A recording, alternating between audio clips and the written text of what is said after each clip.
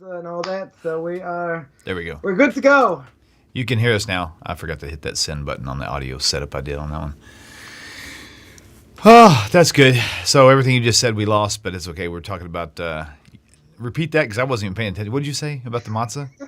I said it's great to be back, and it's Oh. great to eat, regular food. Back to eating, Oh.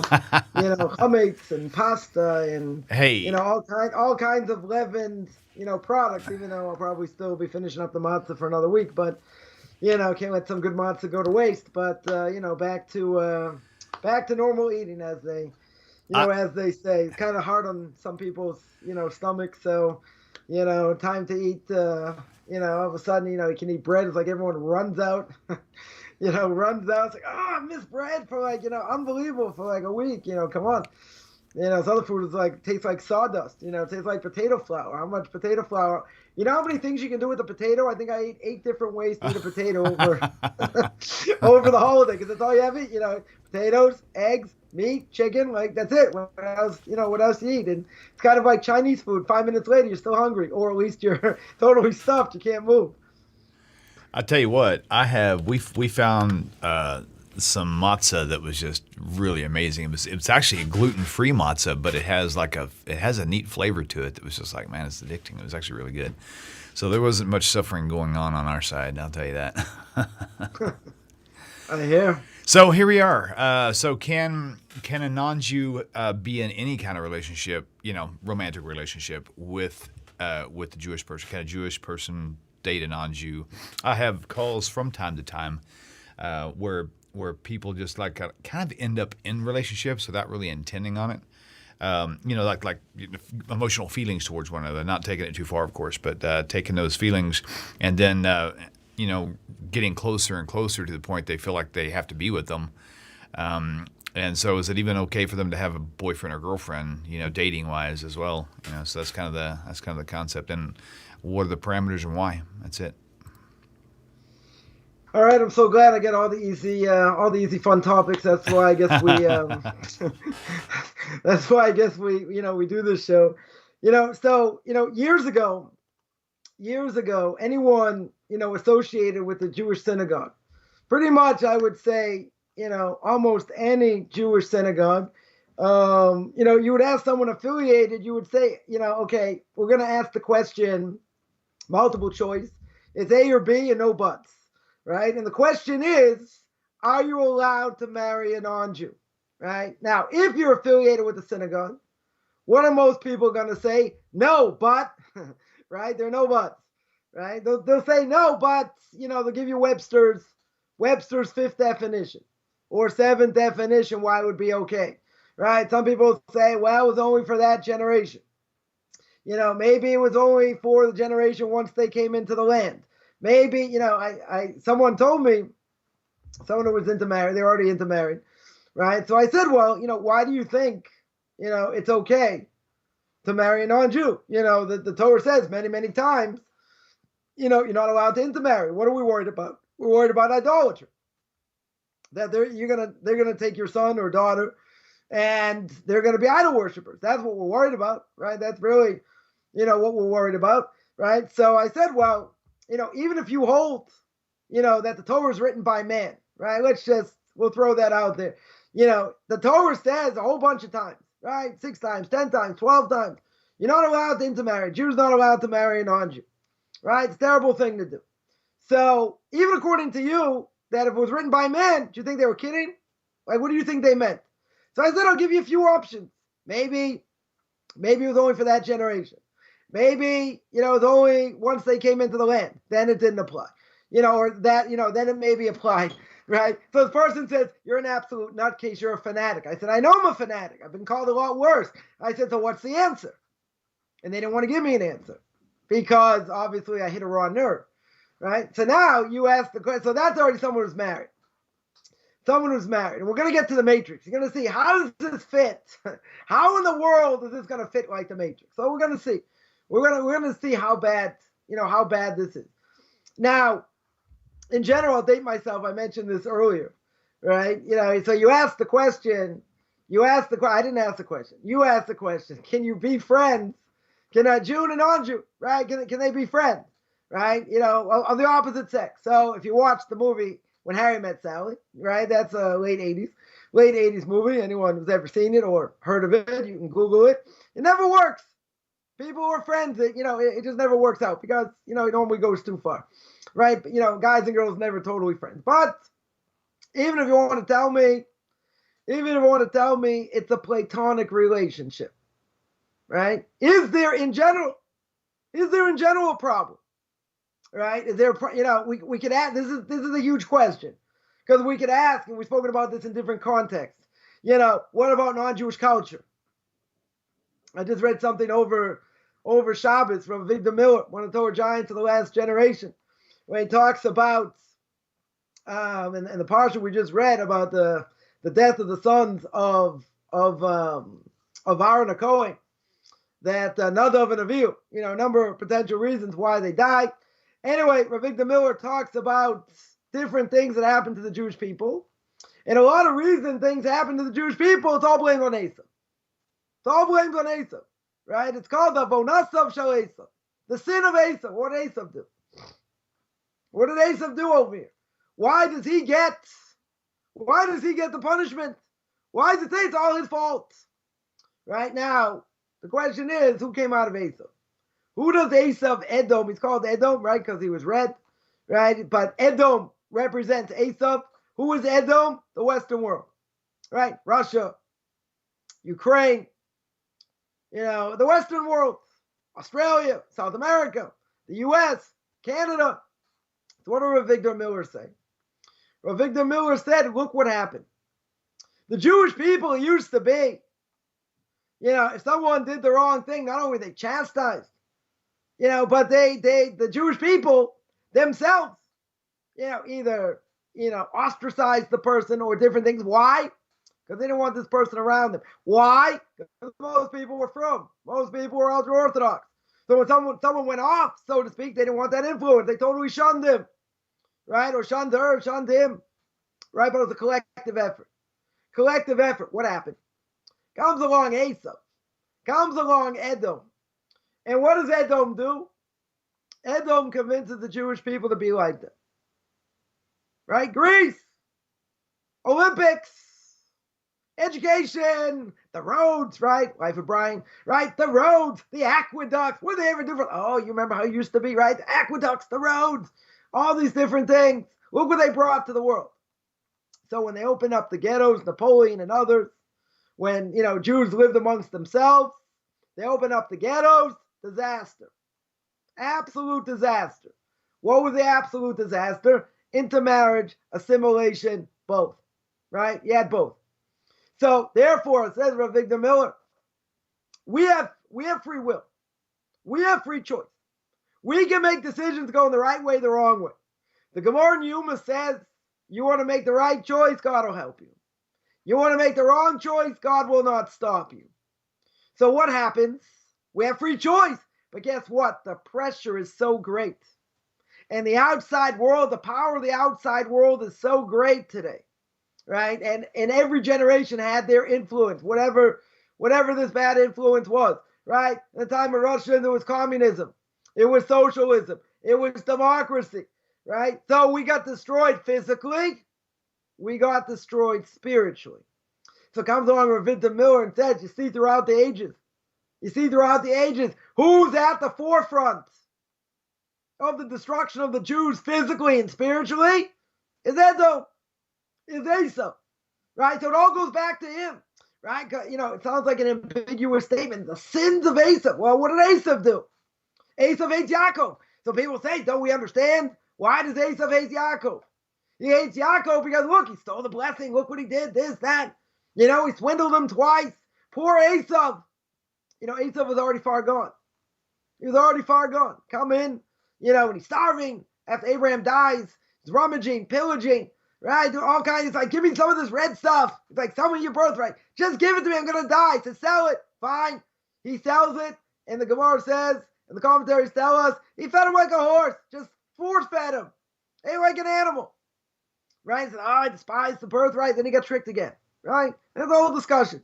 You know exactly what's going on here. But the point is, you'll say, look what happened. he got swindled, whatever. But for all future generations, until the Messiah comes, that Esau's going to have this kind of power and try and take the Jewish people away. You want to say it's because of that, or there's a lot more going on behind the scenes, right? But that's not the point. The point is, look at the sphere of influence. Look at the sphere of influence. We live in a Greek world. We live in that world, even though, what Greek culture we have left. A few piles, a few things we have left from them, a few relics we have left from them. They don't exist anymore, right? They don't have that power anymore, but their influence is still there, right? Just see what people are going to be doing, this weekend. Sports, right? You got baseball starting, right? You got hockey almost to the playoffs. You got basketball players. You got plenty of things. Keep people busy. That's the Greek world. That's the Greek world. So people say, and we spoke about this a few weeks back, right? We thought, so what's so bad? We know what's so bad. It's a bad influence. Many bad influences. But we have free will. God gave us free will. He tells us, I don't want you to choose this, but he puts it in the background. He allows it to exist.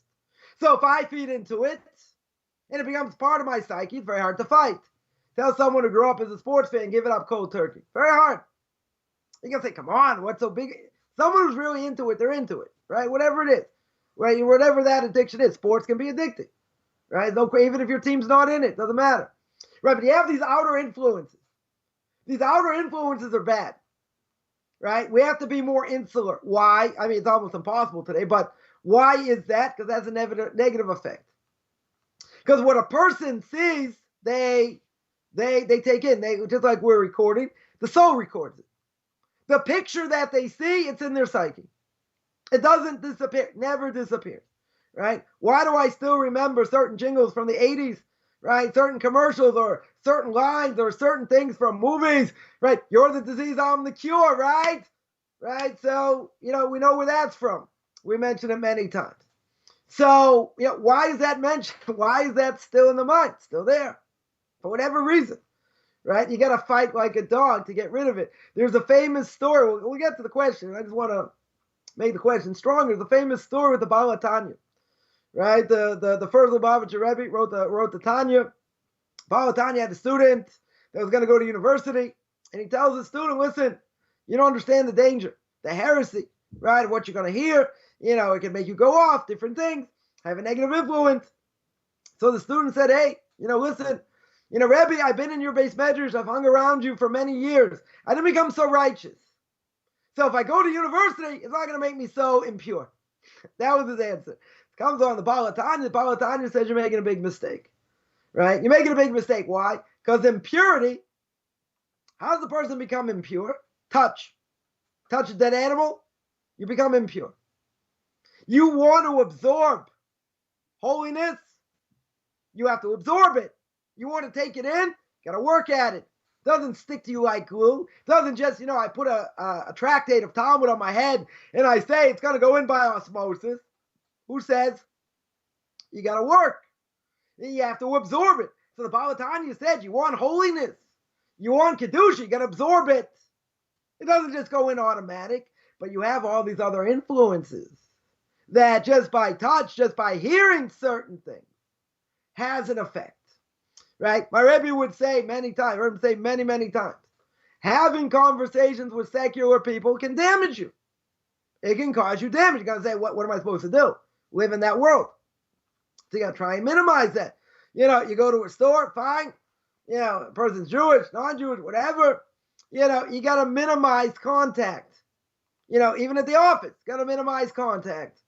Why? You don't want the influence. Now, in a work environment, you can certainly have contact between men and women, right? Certainly religious, non-religious, whatever the case is. So even in an all-religious office, you can have men and women, you can have boundaries. For sure you have to have boundaries. Because if you don't have boundaries, what can happen? They get too close. I know someone, anytime she comes in contact with someone, a friend of theirs, husband, this woman will call them Rabbi so-and-so, right? Or Mr. so-and-so, whatever. Never by first name. You're going to say, come on, first name, what are you, square? What are you living in Victorian England? Like, come on, what, you won't call a guy by his first name? What's the issue? So that's a level of closeness, right? It's something that can draw a person closer. If you have a boundary, and you know this person's Mr. So-and-so or Rabbi so-and-so, it's distant, right? You know, it's almost like a professor, Professor so-and-so, right? You don't call him by his first name.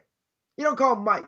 You don't call him Fred, right? You call him maybe you call him Professor Mike. I don't know, whatever. Or Professor Fred. You usually call him by the last name, Professor whatever, Professor Smith, whatever his name is, right? Or her name, right? But you don't want that closeness. There is a distance. There has to be a distance, because if you don't have a distance, people are going to say it's so far-fetched. What could possibly happen? We know what could happen. You know, so you make boundaries. And you have to make realistic boundaries. Now, certain things you might not be able to get around. Right? And a friend of mine was working in an office, you know, doing it was really a temporary job, getting experience, and he was working in an office mostly of religious people. And he was a guy working in an office with like 15 women. And they were religious. It wasn't like, you know, they weren't religious, but, that's not necessarily a healthy environment. It's not a healthy environment. You're going to say everyone's doing the work, and you're right. But, things can overlap. You don't want to be too friendly. So now a person grows up, secular Jew. Secular Jew grows up, secular world, goes to public school, goes to high school, goes to college. Are there any boundaries between them and non-Jews? There are no boundaries. Why should there be any boundaries? Well, my Judaism is very important. I would never intermarry. Now, that doesn't really exist today, but, only maybe by certain people. But by the vast majority, it doesn't matter. That doesn't matter. What do you think? Person's going to, go to college with them, university, is going to, learn with them, do lab reports with them, do other things with them, and say, you're really nice, but, my Judaism is so important. Who's going to do that? Nobody's going to do that. Very few people are going to do that. Maybe in previous generations, right? Oh, I'm so sorry. You're so very nice.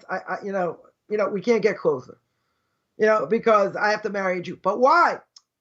These people aren't Jewish. They have that strong Jewish feeling, right? But where does that come from? It comes from their parents, comes from their ancestors. But is that enough to stop someone from intermarrying? We see no. We see that's definitely not the case. So obviously, the more friendly a person is, the more it's going to lead. It's going to lead to intermarriage. Now, there are many laws on the books, and I will call this, and I've termed it my own term over here. So anyone who's going to quote it, better quote me first. And I have a patent pending, so I'll sue you if you use it. And that is spiritual cooties. That's what we're going to call it. Why do I call it spiritual cooties? Because, let's say a non-Jew cooked an entire meal for you, right? They cooked something for you from beginning to end, all kosher food. All kosher food, all kosher ingredients, your pots and pans. You did nothing to add anything to the cooking. You didn't light the fire, you didn't stir it, you didn't do anything. That food you're not allowed to eat. Not only is the Jew not allowed to eat it, you have to kosher, you have to throw out the food, you have to kosher the pot. Right? You have to take boiling water, you have to clean the pot out.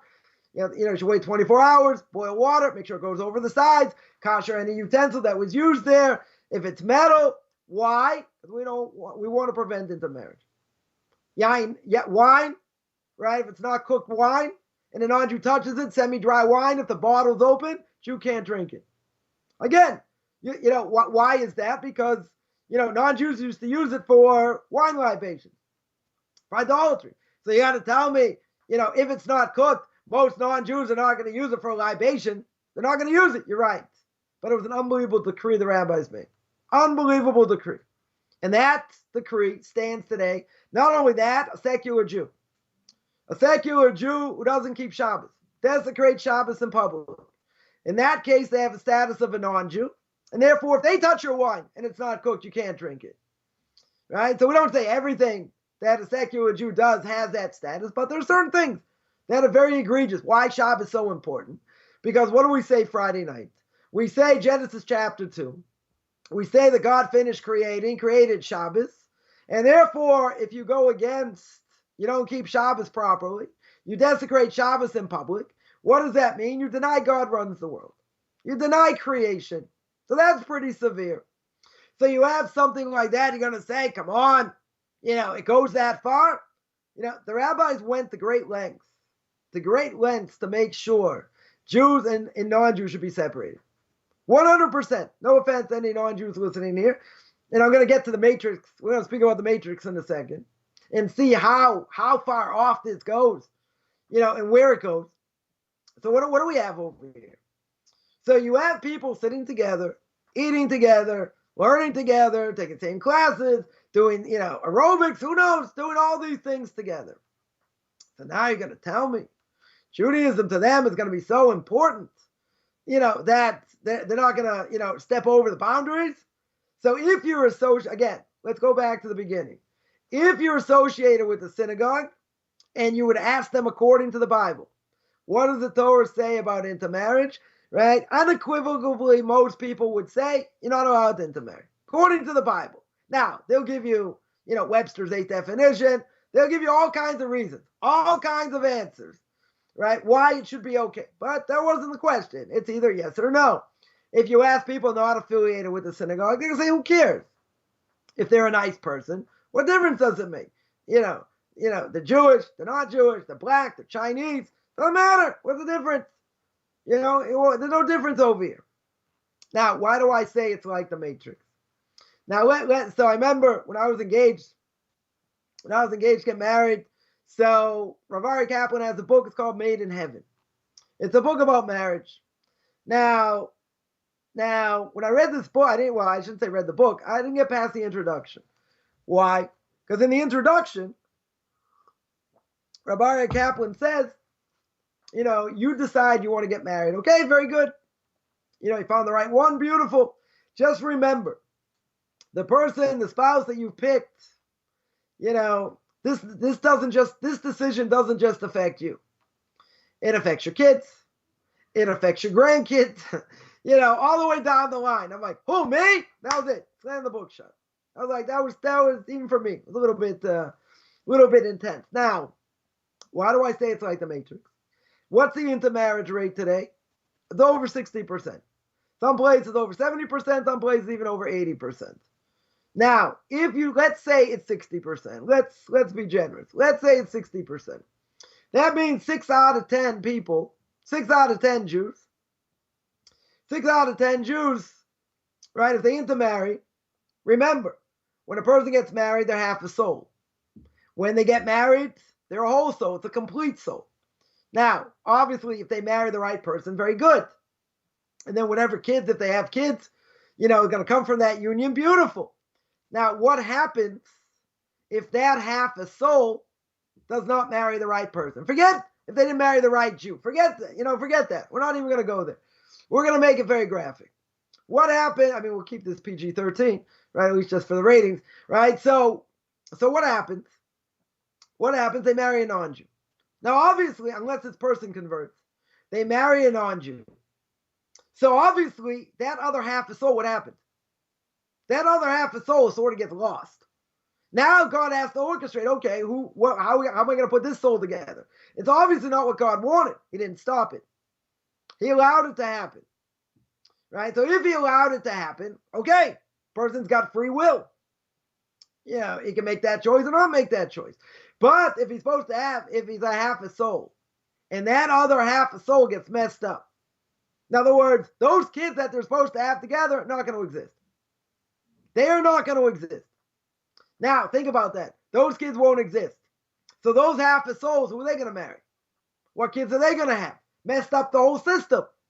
Now, God obviously has a plan B, a plan C, a plan F, etc. But imagine, this is one case. One case where the other half of soul gets messed up.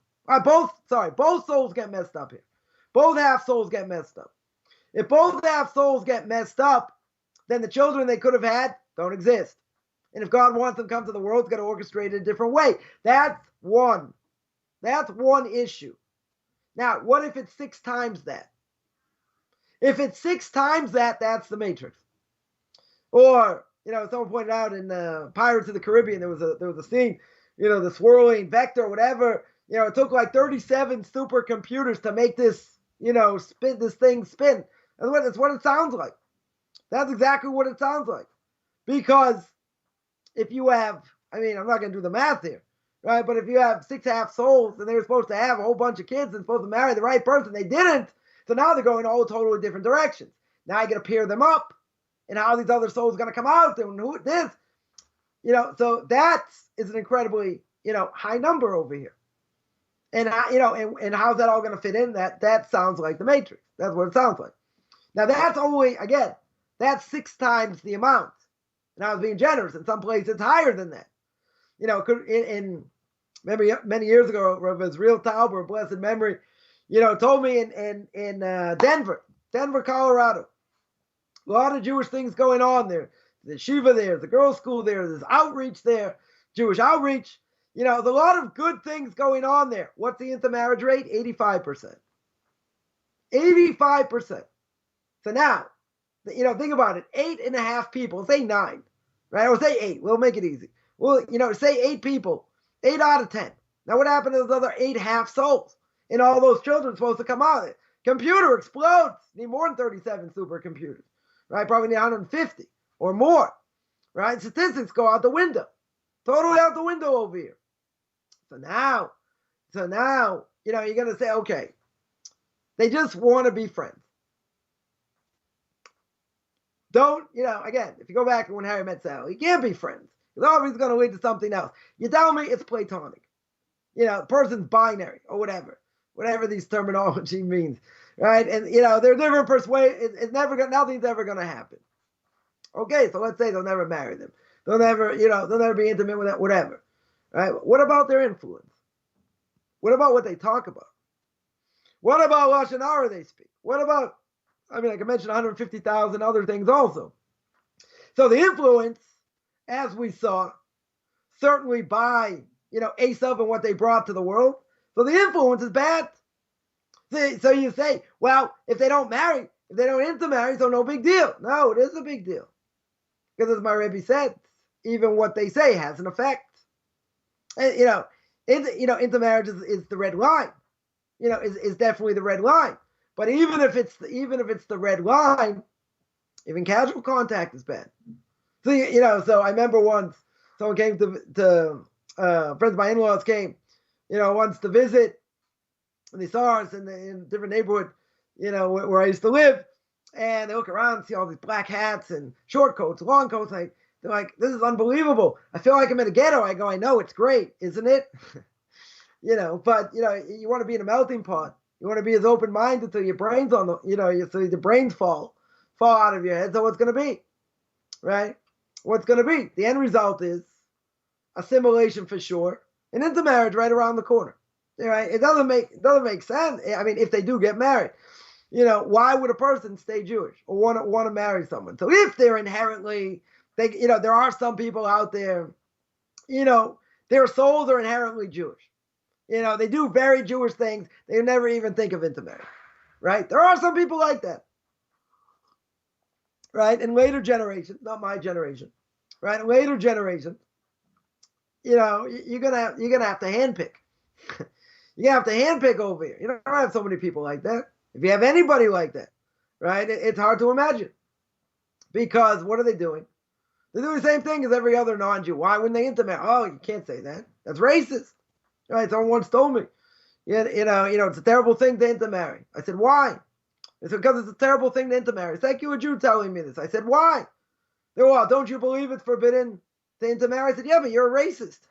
What do you have against non-Jews? He goes, but you also agree you shouldn't intermarry. I said, right. He said, well, why do you say that I'm a racist? Right? Why do you say that that's racist? You're also racist. Okay. You might say I'm racist, but why do I believe that's forbidden to intermarry? Because the Torah tells me. The Torah tells me you're not allowed to intermarry. And what do we see? The end result is an absolute disaster.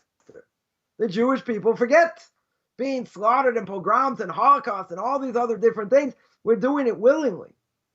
We're doing it willingly because we don't think Judaism has anything to offer. Because they've never been taught. They don't understand. Right? They don't understand the treasure that it is. And they're throwing it in the garbage. Right? Because, okay, who said I have to be Orthodox? I eat gefilte fish. I eat a little bit of matzah on Passover. Maybe I have a couple cups of wine on Passover. Very good. That's the level of Judaism. Gone. 1 generation, 2 generations. Right? So, at the end of the day, many times as you go through the Torah and you see that the Torah says this is forever. Right? As we say in Boston, forever. It's forever, right? What does forever mean? Forever means forever. That's what it means, right? You know, kind of like the Three Stooges line. What's the 7-letter word for scrutiny? Scrutiny, right? So what is it over here? What is it over here? What do we say? We're saying that forever means doesn't change. It's not optional, right? It's not a 5-year option to renew. I feel like doing it. I don't. There's a covenant. You can choose to go against the covenant. You can choose to go against God. 100%. 100% you can choose that. Everyone's got free will. But I will say like this. If everybody did that, if it was 100%, there'd be no Jewish people left. Now, obviously, there has to be a remnant of Jewish people left. There has to be Jewish people going to go into the land of Israel, right? Someone once asked me this question. How do you know the Jewish people should be in the land of Israel? How do you know that's where we should end up? So I said, are you kidding? They said, well, you know, what's your proof? I said, you ever read the Bible?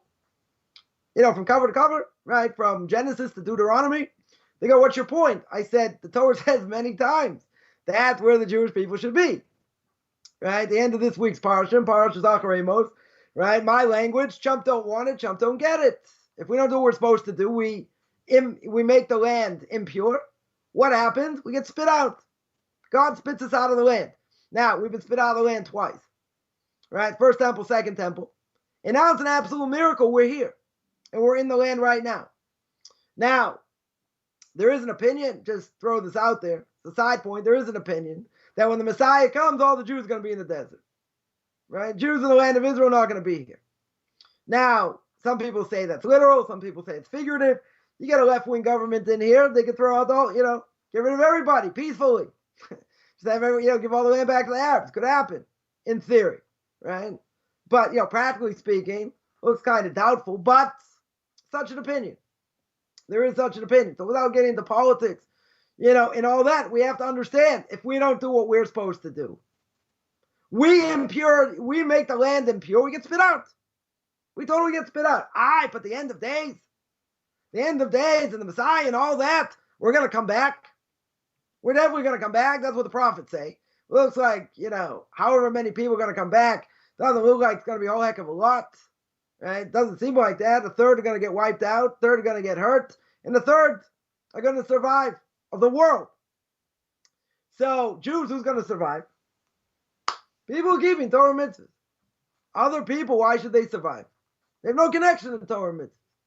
Right? Certainly someone who's intermarried. Right? Why in the world should God allow them to survive or bring them back? Resurrection of the dead. Why? Why? They're not holding by anything. They don't know any better? Oh. That's not true. There are certain things, as we mentioned at the very beginning. See, Torah is totally intertwined. We said at the very beginning, you ask someone who's affiliated with the synagogue, they'll tell you according to the Bible, you're not allowed to marry a non-Jew. That's what they'll say. Now, if you want to tell me someone grew up not knowing they were Jewish, different issue. Totally different issue. Right? But most Jews, a lot of Jews, will say that, according to the Bible, you're not allowed to intermarry. But today they don't care. It doesn't matter, right? It's not an issue. That's how watered down Judaism has gotten. So who's going to be left? I always say, either you look like me, either you're going to be an Orthodox Jew, you're going to disappear, right? And that's what we see. And we mentioned this by Reform, Conservative, right? It's a whole similar thing. But if you have, being friends leads to other things. But again, even if you're not going to marry, even if it's platonic, even if it's just a friendship, and it doesn't lead to anything else, so you can say, see, they didn't intermarry, right? What's so bad? What in the world's so bad? So comes along with Victor Miller. We mentioned the whole background of all this is the fact of what they brought to the world that takes Jews away from Judaism. Now, Jews who go away from Judaism, they make their own choice. We mentioned that. They make their own choice, they'll be liable. But who says the non-Jews have to go to such great lengths to get us to go off? To get us to do what they want us to do? You got to think, they're not pressuring anyone. They're not telling Jews, go out of synagogue, go to their ball games or whatever, right? But, a lot of things are commercialized, so they make it very enticing. I mean, there are people out there I'm just going to throw this out there. There are people, in America, Canada, and other places, there are people not necessarily into sports. Okay? Right? There are people not necessarily into sports, but plenty of people are. Many, many people are. They get caught up in the culture.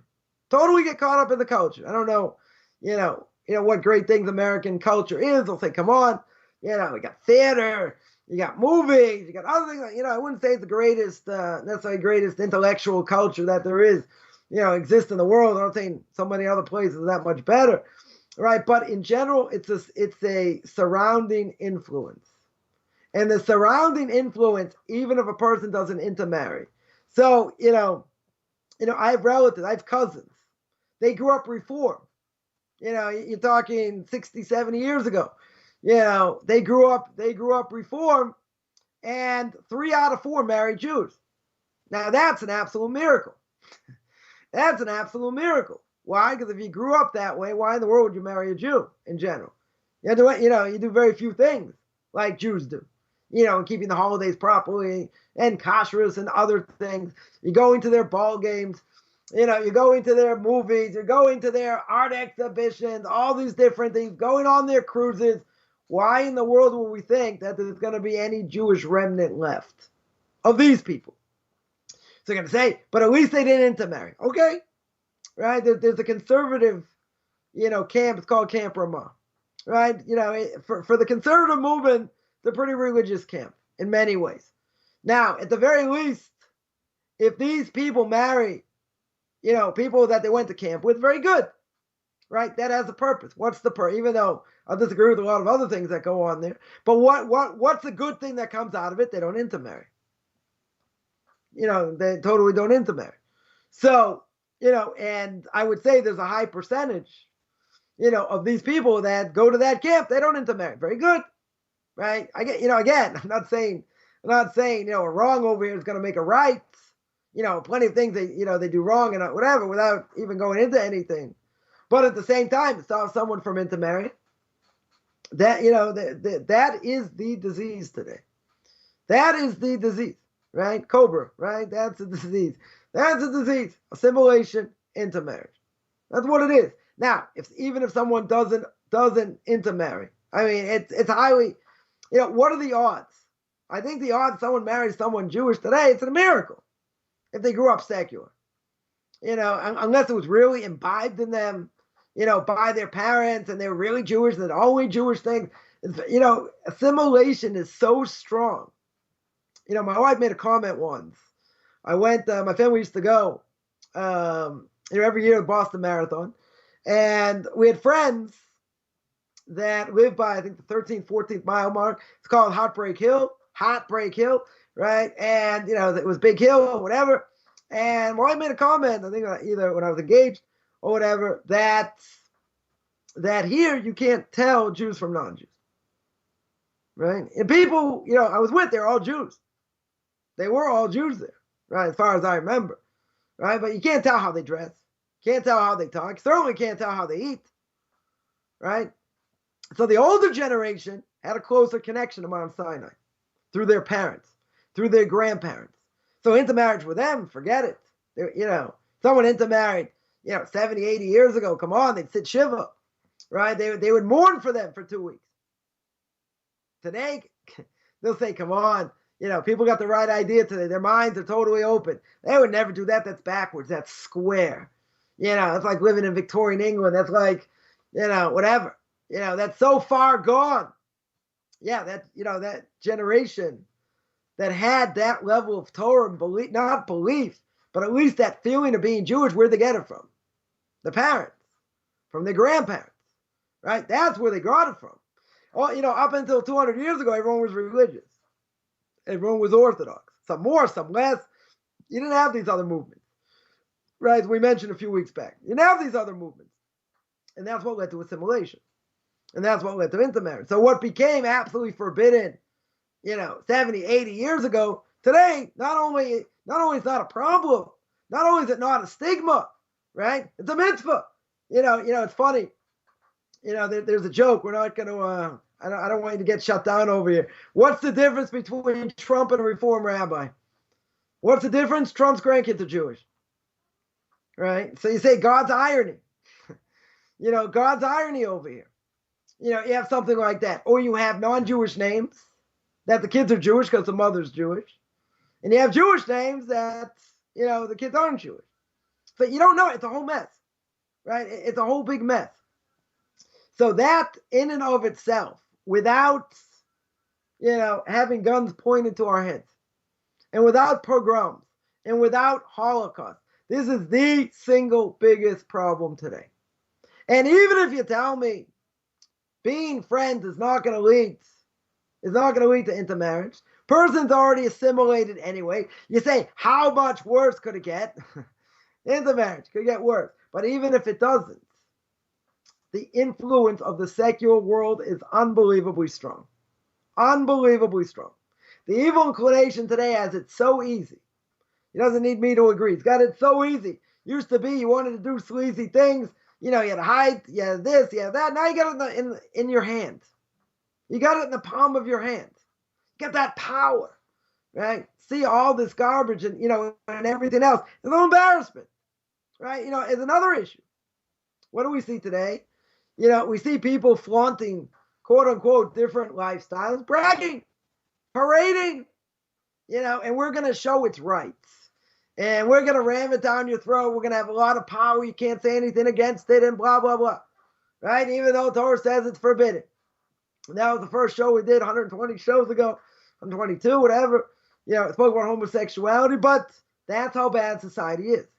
We live in an absolutely sick society. I just saw, I think we're, in Boston, I think they're starting, they want to pass a bill that in second grade they're gonna teach about, second grade, I think second grade, third grade, teach about gender issues. Second grade, for goodness sakes. Even third grade, who cares? Right? Way too young. That's the society we live in. And now people are gonna think that's the norm. This is what goes on. So forget about intermarriage. Intermarriage is like it's like the last thing over here. You have all these other things that are just as bad, leading to assimilation. You think after all this, a person want to go back to his roots? You have people coming back, right? There was a 1992 survey done, about Jews and Judaism, and what they found out was that there are so many people who have nothing to do with Judaism, nothing, right? Or very little, and they also found out that you're talking in the early 1990s that they were losing, according to these statistics, they were losing 35,000 people, 35,000 Jews a year to assimilation and intermarriage. Now, that's probably, I would assume, over the last 30 years, it's probably doubled, maybe even, God forbid, tripled. But how many people come back to Judaism? Returnees to Judaism, i.e. Balei Tshuva, or converts. So let's say you have 1,000 in a year. Good luck. I think that's a high number. But let's say you have 10,000. I'll even be generous, right? I'm off my rocker, right? But let's say 10,000, and you're losing 60 to 70,000 a year. Let's say you're losing 6 times as much. So what's going to happen? Is by the end of days, as Rabbi Talbot, someone once asked Rabbi Talbot, is this a cleansing process? You're going to see tens of thousands of Jews disappear. You have, synagogues, that I knew about growing up, big, conservative synagogues, 1,000 families, 800 families, they're all gone, sold. Why? Because they can't perpetuate it. Because, so many people, they're not interested. They can't pass it down to their kids, so the place dies. And that's what you have. But people assimilated so much, nobody has any idea what it means. What it means to be a Jew. Nobody has any idea. They don't know what the Reform movement stands for. They know what the Conservative movement stands for. But with all that, what does it lead to? It leads to assimilation. Now, assimilation, I would say, almost de facto, and people, I'm sure, will take me to town for saying this, but I would say if a person's assimilated, that means they're not going to marry a Jew. Most of the time. How do I know? I've seen it. I don't think it's gotten any better. I think just the opposite. It's got worse. The more a person's connected to their, to Judaism, the less they'll intermarry.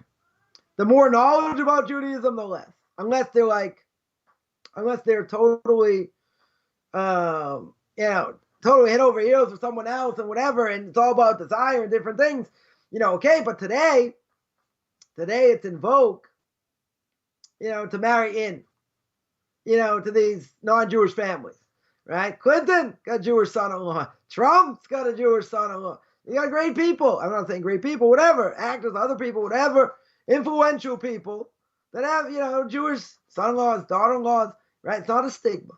By some people, it still will be a stigma, right? By most people, it won't be a stigma. Won't be a stigma at all.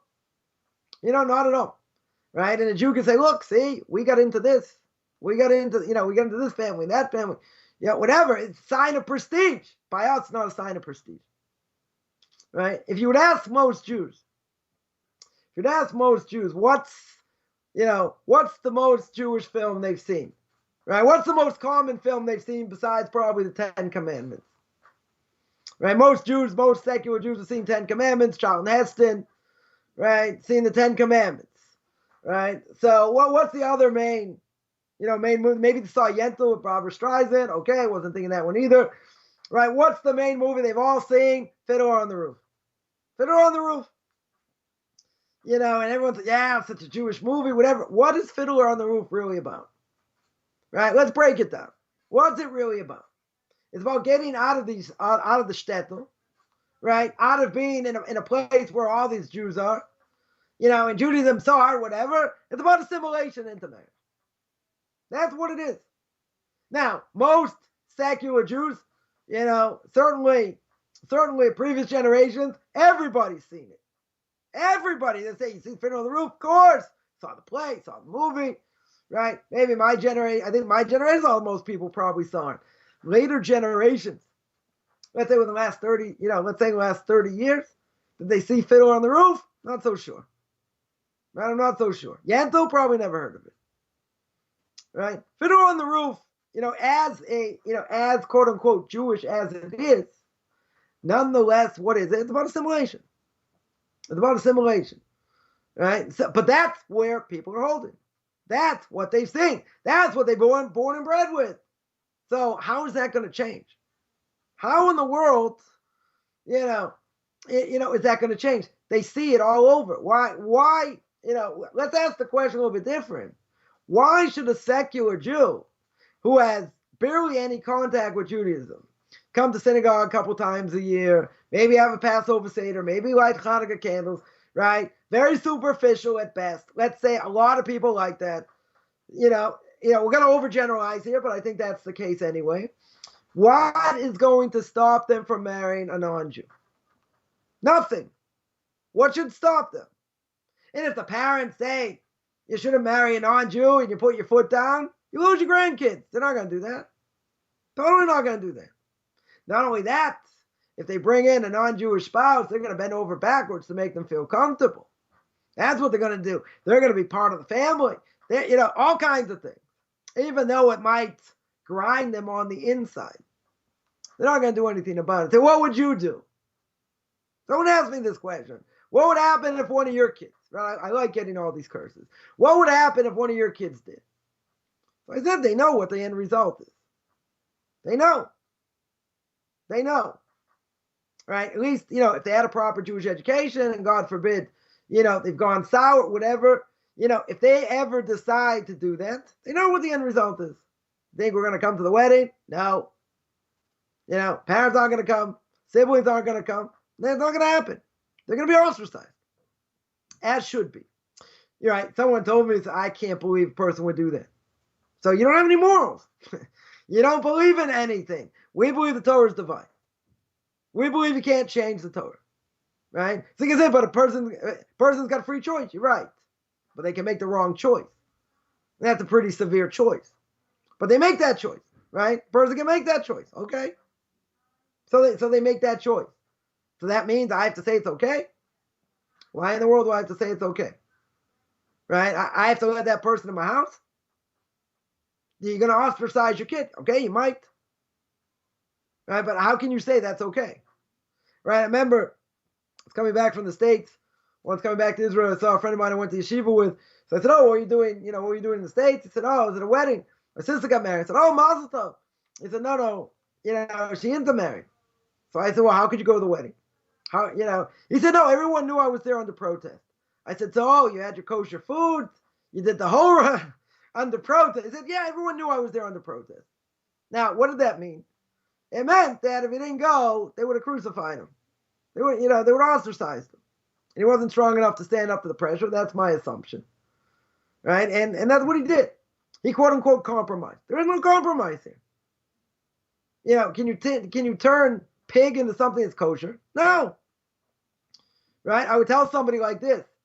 I'd bring them to synagogue. I'd tell them, I want you to open the ark. They said, "Why? We're not reading the Torah. No, just open the ark." Okay, take out the Torah scroll. Well, what do I need to? Just take out the Torah scroll. Okay. Let's bring it to the lectern. Let's bring it to the bima. Like, why are you doing it? Like, just don't ask me questions. Just do it. Fine. Take it. Let's undo it. Okay. We undo it. I say, okay, now pick it up. Now, why are you telling? Again, doesn't matter. Just do it. Okay. Pick it up. Okay, great. Now throw it on the ground, spit on it, and defecate on it. You're gonna say, "Are you an absolute nut? I would never do that. Why would ever I do that to a Sefer Torah, to a Torah scroll?" Well, look how you're living your life over here. You're married a non-Jew. You're out. That's exactly what you're doing. You're taking that covenant, you're throwing it right in the garbage, right in the trash, right? You're doing the jitterbug all over the Torah scroll. I don't really believe it, but the Torah scroll, I would never. What do you mean you would never do it? That's what you're doing, right? That's the last stop. Once the person does that, they're out. How can you repent for such a thing? How is there repentance for such a thing? If the person decides they want to convert, they want to convert properly, one thing. They don't have to. They're not obligated. It's the Jew that's got the problem. Totally has the problem. But even with all this, I'll just throw out another stat. And that is someone who intermarries, 80%. I think it's 80% of those children don't even get a Jewish education. Not a bad education. They don't get any Jewish education. Minimal, if anything. Right? So the end result is, that kid's going to be Jewish. Why? Why? It's an absolute disaster. Friendship leads to bad things. Right? I get this all the time from non-Jews in the process of conversion. Right? What do I do with people at work? They speak Lashon Hara, and they do that. You got to stay away as much as possible.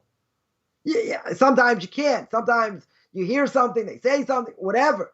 You got to block it out of your head. You got to think in Torah or something, because you don't want that to have an effect. The workplace has an effect. The world has an effect. What's the only thing that has a positive effect? What does the Torah say? We have an evil inclination. The Gemara says we have an evil inclination. The Gemara in Kedushin. We have an evil inclination. How do we fight it? We fight it with Torah. But you can only fight it with Torah with God's help. Isn't that comforting? Without God's help, even with Torah, we're lost. So why would we tempt ourselves? Why would we bring these things in? These things in are destructive. They're very destructive. All the influences, this just makes it worse. Because now once you're friendly, one thing leads to another thing leads to another, and that's what happens. So the statistics I think they're off the charts. When it comes to intermarriage, friendship, that's what's going to lead to. You're going to say, all my friends are binary. All my friends now, we're not married, this, that, not going to happen. You meet someone else. That's what it leads to. That's what eventually it leads to. And if a person's assimilated, they're not even going to watch this. Not, it's a waste of time. Waste of time. They're not going to hear it. What? Jewish continuity? What do I care? It's okay. So Jews won't survive. Judaism won't survive. You were told that in my parents' generation. They would say, come on. Yeah, we got to try. We got to this, got to that. Today's generation, okay, so it died. It was a good try. We got killed. We got murdered. Okay. It was a good try. Today, people don't care. They just don't care. It's true. It's not true. It's irrelevant. Totally irrelevant to them. So what happened? This is the exile mentality. That's what it is. in that exile mentality, with all the knowledge, with all the prestige of the knowledge and all that, whatever people have, whatever they do, what does the knowledge lead to? This is what it leads to. So you're going to say, what? So the last 30 seconds, right? So what is it going to lead to? It's going to lead to, this assimilation just goes further. It doesn't get better. There are people that change. There are people that come out of it that want to learn and this and that. It's a drop in the bucket. It's a drop in the bucket. Most people are on the other side. If they're on the other side, they're staying on the other side. They're not looking, they're not interested, and that's what's going to happen. So the further they go, the further they stray away, they're much more susceptible, right? They're much more susceptible to intermarriage. That's what's going to happen, right? That is going to be the end result. Think of that. How do you know? Seen it, right? I've definitely seen it. And the fact that, people I grew up with, whatever, that ended up marrying Jews, I think it's a miracle. Today's generation would be an absolute miracle today. So, being friends, hanging out, it's all bad. It's all bad. You're going to say everybody's bad? Again, if you want to break it down, I can be here for the next 2 hours, but you're not going to give me the time, right? But if you're going to break it down, there's so many things. Lashon hara, cursing, immorality, all kinds of things, right? You can mention all kinds of things that are bad for the soul. So you're going to say if they're bad for the soul, you got to cut it out. It's like cancer. You got to burn it out. You got to get rid of it. Can't have anything to do with it. So you have to know how to balance, right? You live in the secular world. You have to know how to balance all these different things. And obviously it's not, it's definitely not so easy. And that's a wrap. That's a wrap. So that's what it leads to. That's a good place to leave it right there. Am I dead yet? No. No, you're still kicking it, man. I'm still here. Yep. All right. Well, very good, Rabbi. All right. So you guys be sure to subscribe to the YouTube channel, turn on notifications so that you don't miss anything. And meanwhile, that is the last show for today. I had a software issue this morning with Rabbi Singer, which put us an hour behind schedule all the way across the board. But now I'm finding other things I've got to get synced up. So we'll see you guys tomorrow. Hopefully I'll have everything finished up today, so tomorrow's shows will be on time. So you guys have a great week. And Rabbi, thank you so much for Tovia, everybody. And we'll see you on the other side. Later, guys. And now I don't know why the music's not playing. Can you hear the music playing? Where's my music? See what I mean? It's just one other thing. All right. There we go. All right. We made it. Better late than never. That's it. All right. Better Nate than Lever. See you guys.